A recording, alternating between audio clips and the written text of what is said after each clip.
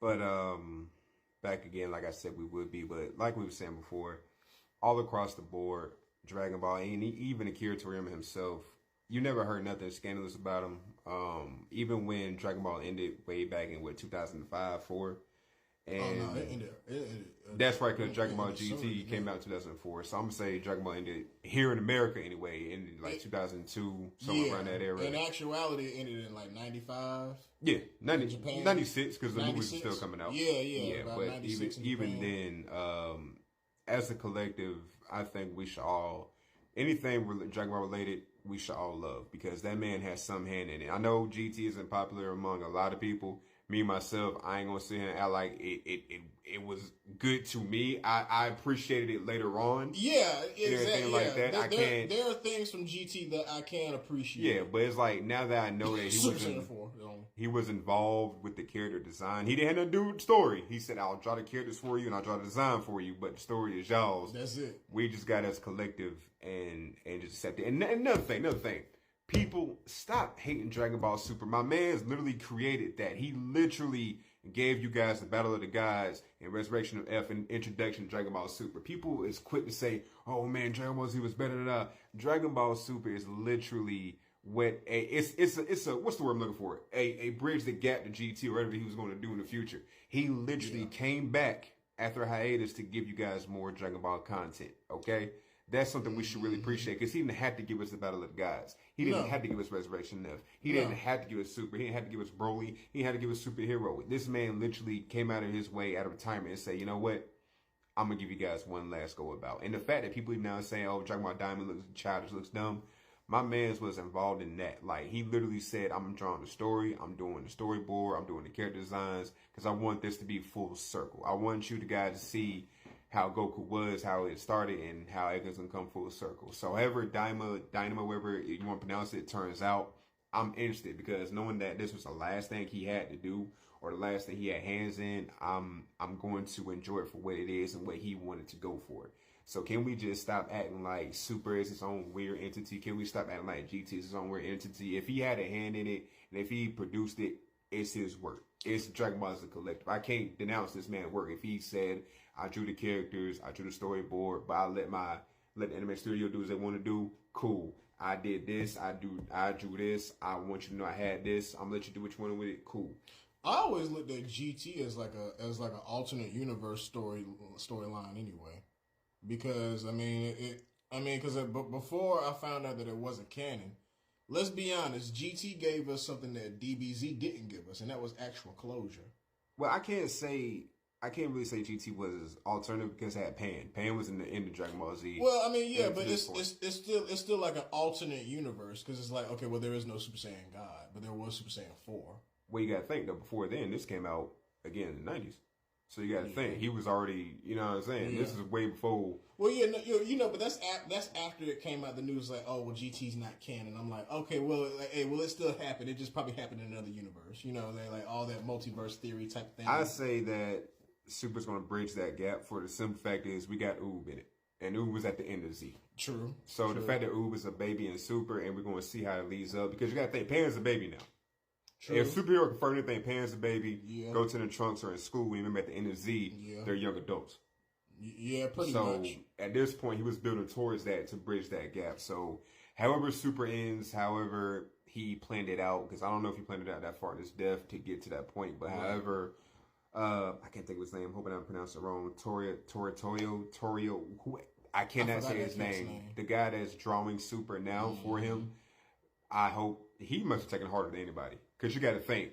That's a lot to live up to. He was handpicked. Yeah. He literally said, hey, I'm going to draw all this. I'm going to send you a storyboard. You send it back. I'll make the changes. We'll get it out. So the fact that, man, you got to think. He probably got one last storyboard for him before he got sick, and you didn't even know. Because at this point, you know, I've been reading up in the mangas, and I'm curious about the whole Black Frieza arc at this point. I'm like, okay, where's that going? And see what I'm saying? You got to think that was the last storyboard he wrote. Yeah, and my thing is like, okay, well, when it comes to the anime, when are we gonna get the Maro arc?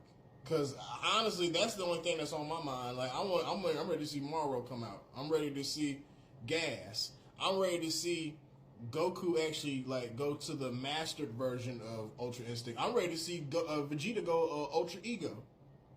Shoot, speaking of that, man, like what? Okay, from the whole franchise, man, and there's been so many moments, man. But what could you think of was probably one of the best moments of Dragon Ball that really taught you one of your greatest life lessons?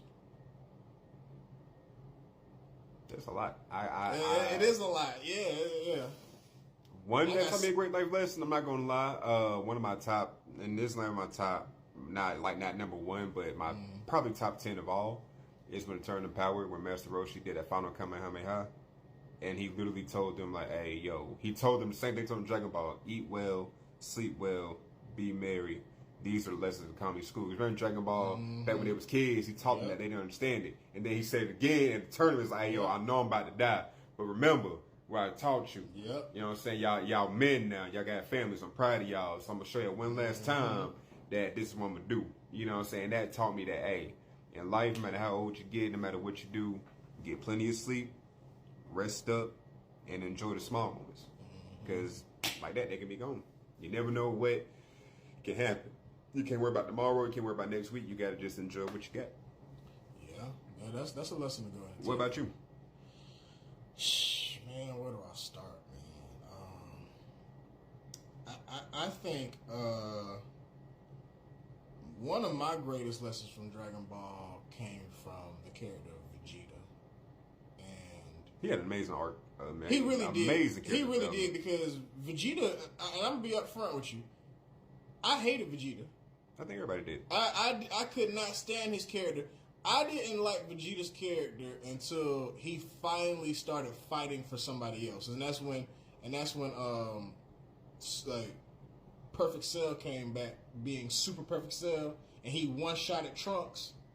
Where he blew a hole. He blew a whole hole in your man's chest, and Vegeta, knowing that he don't stand a chance against Cell, just charged that Cell and gave it his all, because it's like, you just killed my son, and it's like, and in his head it's like, man, I really ain't been nothing towards Trunks, man. He stood up for me. He's been trying to do all this for me, and I've done nothing for him. Like, I can at least go ahead and try to honor him, with this. Like, he just threw his life to the battle. At that moment, it's like, yeah, okay, you know what, Vegeta, you redeemed yourself. But I would say a lesson that I learned from Vegeta was just to be patient, because I mean, the sad part about it was his character was so entitled that.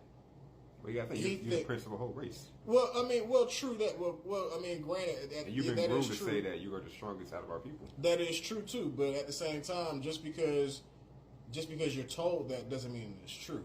And even if it is true, that still means that doesn't mean that it's not something you got to work for.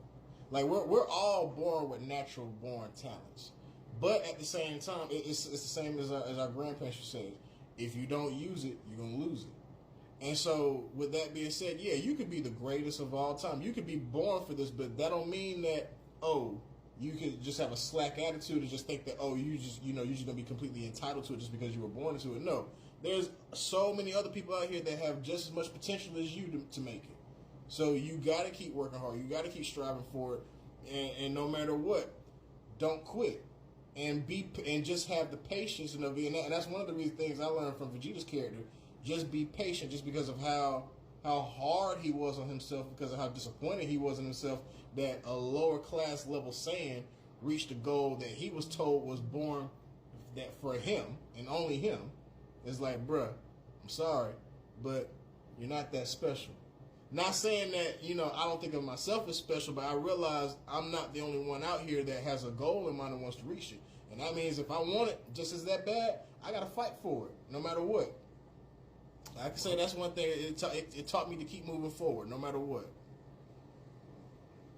There you have it. Man, it did, The next part, we're going to wrap up pretty just, real quick and simple. We just wanted to express moments like that. And, I will probably, you know what, I might edit all this together. Ain't no point in saying next part. I'm just edit all this together. Might as well. It's going to be a 20-minute video. Might as well. Well, 30 minutes. I mean, sure. Yeah, So, however long it is, man. Stay don't tuned. matter. That's all I gotta say. Stay tuned.